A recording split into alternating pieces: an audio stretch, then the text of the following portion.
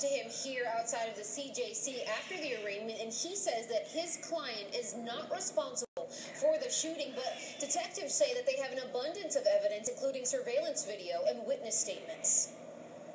Our cameras were there when Rasheem Rockwell was placed into a police wagon and led off to jail. Minutes before, the 17-year-old was arraigned and charged as an adult with 2 counts of aggravated assault. He's not the individual who will ultimately be responsible for this act. Amato Sanita is standing by his client and says he is not at fault for the shooting that injured 2 other students.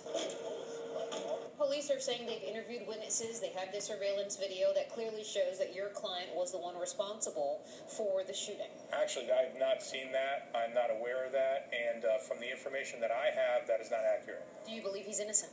I do. You do what? I do believe he's innocent. But police are telling a different story. They say Rockwell was captured on surveillance video with a gun in his hand. The shooting happened inside the gymnasium at the Delaware Valley Charter School, just as class was letting out on Friday. Police say a group of 7 students were apparently hanging out at the gym when Rockwell pulled out a gun and it went off. 2 students, a 17-year-old boy and an 18-year-old girl, were both hit in the arm. Clearly the matter wasn't malicious, and the only dispute here is going to be who did it and how did it happen.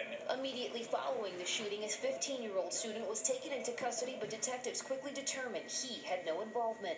Another boy who turned himself in on Friday night was also released and cleared.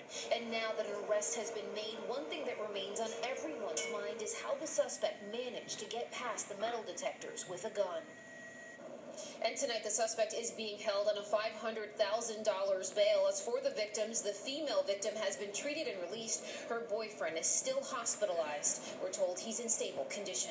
We were live in Center City tonight. Nefertiti Jacquez, NBC 10 News.